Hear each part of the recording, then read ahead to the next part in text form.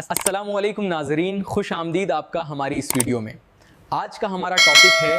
اگر کسی آدمی کو نماز کی رکعت کی تعداد کے بارے میں شک ہو گیا کہ 2 پڑھی ہے یا 3 پڑھی ہے یا 4، تو اس کی نماز باطل ہو جاتی ہے، اس کو دوبارہ نماز پڑھنی پڑے گی۔ یہ مسئلہ اس وقت ہے جب اس کو یہ شک زندگی میں پہلی مرتبہ ہوا ہے، یا اس کو کبھی کبھار شک ہوتا ہے 6 مہینے میں، سال بھر میں، 2 سال میں۔ اگر کسی آدمی کے ساتھ ایسا ہوتا ہے تو جیسے ہی اس کو نماز کی رکعت کے بارے میں شک ہوگا، فوراً اس کی نماز باطل ہو جاتی ہے، اس کو دوبارہ نماز پڑھنی پڑے گی۔ اور اگر اس کو شک ہوتا رہتا ہے، ہر دوسرے دن، ہر ہفتے میں، ہر مہینے میں شک ہوتا رہتا ہے، تو اب اس کے لیے مسئلہ یہ ہے کہ یہ ظن غالب کو لے گا، یعنی اپنے دل کو لے گا اور جو اس کا دل کہے گا اس کو مان لے گا۔ مثال کے طور پہ 2 اور 3 رکعت میں شک ہو رہا ہے، اس کا دل 3 کہے گا 3 مان لے گا، اور اگر 2 کہے گا تو 2 مان لے گا، اور آخر میں سجدہ سہو کر لے گا، اس کی نماز صحیح ہو جائے گی۔ اور اگر اس کا دل بھی کسی طرف کی گواہی نہیں دے رہا ہے، دونوں طرف برابر ہے، 2 کے بارے میں برابر ہے اور 3 کے بارے میں برابر ہے، تو اب یہ کم کو لے گا، یعنی رکعت کی تعداد میں جو کم ہے اس کو لے گا۔ مثال کے طور پہ 2 اور 3 میں شک ہوا ہے تو 2 کو لے گا، کیونکہ 2 3 میں 2 کم ہے،